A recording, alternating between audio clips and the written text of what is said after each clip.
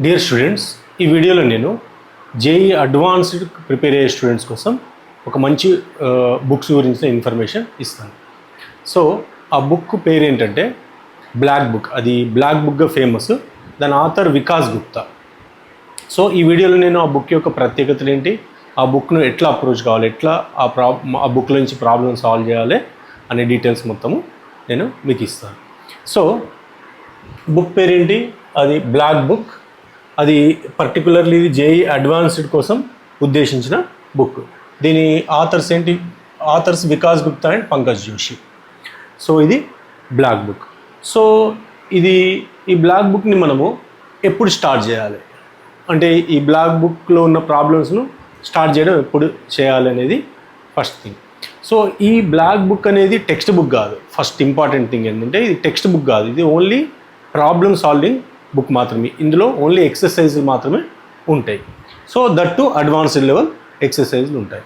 So ఈ బుక్లో ఉన్న ప్రాబ్లమ్స్ స్టార్ట్ చేసే ముందు ఫస్ట్ ఏం చేయాలంటే, మీరు ఎన్సీఈఆర్టీ బుక్స్ కానీ బోర్డ్స్ బుక్స్ అంటే లోకల్ బోర్డ్ తెలుగు అకాడమీ ఈ బుక్లో ఉన్న ప్రాబ్లం ఎన్సీఆర్టీ కానీ సిబిఎస్ఈ స్టూడెంట్స్ అయితే ఎన్సీఆర్టీ, లేకపోతే Telugu academy boards local boards అయితే. సో ఈ బుక్స్లో ఉన్న మీరు థియరీ అండ్ దానిలో ఉన్న థీరమ్స్ అండ్ ప్రాబ్లమ్స్ థరోగా కంప్లీట్ చేయాలి ఫస్ట్ థింగ్. సో ప్రతి పాయింట్ టు పాయింట్ మీకు అర్థం కావాలి. Definitions and theorems and problems మొత్తం థరోగా చేయాలి. సో అది చేసిన తర్వాత నెక్స్ట్ ఏం చేయాల్సి ఉంటుందంటే, మీరు ఈ టెక్స్ట్ బుక్ ఈ బుక్స్ అయిన తర్వాత కోచింగ్ మెటీరియల్, మీరు ఏదైతే ఏ కాలేజీలో అయితే కోచింగ్ ఇన్స్టిట్యూట్లో అయితే కోచింగ్ తీసుకుంటారో అందులో ఉన్న కోచింగ్ మెటీరియల్ను అట్లీస్ట్ 2 times సాల్వ్ చేయాలి. మీరు దానిలో ఉన్న మెయిన్స్ లెవెల్ ప్రాబ్లమ్స్ అట్లీస్ట్ మీరు 2 times కంప్లీట్ చేయాలి. అప్పుడు మాత్రమే మీరు ఈ బుక్ అటెంప్ట్ చేయాలి. లేకపోతే ఏమవుతుందంటే, ఆ బుక్లో ఉన్న ప్రాబ్లమ్స్ మీకు రాకపోవడం వల్ల డిసప్పాయింట్ అయ్యి మళ్ళీ ఆ బుక్ను మీరు తెరవడానికి భయపడతారు. కాబట్టి దానికి ముందు మీరు text books and me material at least 2 times మీరు కంప్లీట్ చేయాలి. చేసిన తర్వాతనే ఈ బుక్ దగ్గరికి మీరు రావాలి. నెక్స్ట్ ఏంటంటే, మరి ఈ బుక్లో ఉన్న ప్రాబ్లమ్స్ను ఎలా అటెంప్ట్ చేయాలి, how to attempt the problems of this book.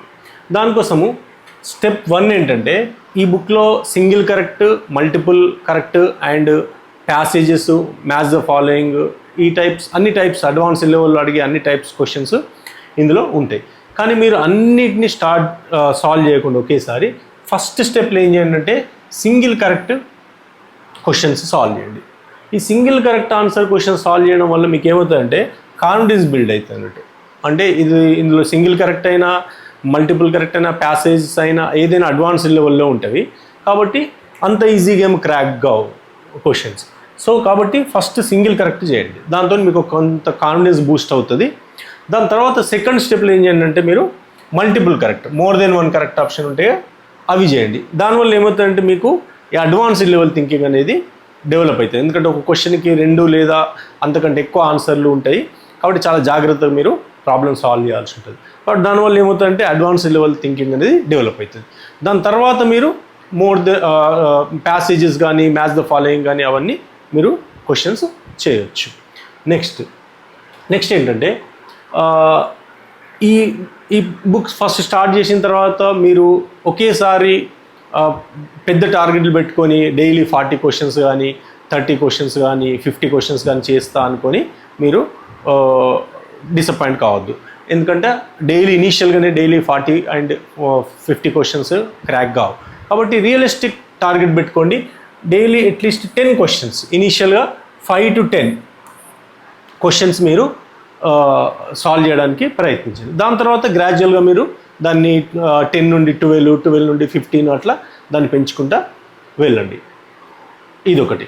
Next ఏంటంటే, చాలామంది చేసే పెద్ద తప్పు ఏంటంటే, ఈ బుక్ కానీ ఏ బుక్ చేసినా కానీ, మెటీరియల్ చేసినప్పటికి కానీ, సో ఫస్ట్ ఏం చేస్తారంటే, ప్రాబ్లమ్ను ఒక 1 to 2 minutes అటెంప్ట్ చేస్తారు. అటెంప్ట్ చేసిన తర్వాత సొల్యూషన్ రాకపోతే వెనకాలన్న సొల్యూషన్ ఇమీడియట్గా మొత్తం కంప్లీట్ సొల్యూషన్ చూస్తారు. సో దానివల్ల మీకు ఎటువంటి లాభం ఉండదు. దానివల్ల మీ థింకింగ్ అనేది కిల్ అవుతుంది. కాబట్టి మీరు ఎట్టి పరిస్థితుల్లో సొల్యూషన్ చూడకూడదు. ఒకవేళ ఏదైనా ప్రాబ్లం మీకు రాకపోతే దాన్ని హోల్డ్లో పెట్టండి. నెక్స్ట్ ప్రాబ్లమ్కి మూవ్ అయిపోండి. Don't show ego on problem మీద ఈగో అసలు చూపించకండి. ఎగ్జామ్లో అయితే అసలు చూపించొద్దు. ప్రాక్టీస్ చేసేటప్పుడు కూడా ఎక్కువ టైం దానికి స్పెండ్ చేయకుండా ఒక 10 to 15 minutes ఫస్ట్ అటెంప్ట్ చేయండి ప్రాబ్లం.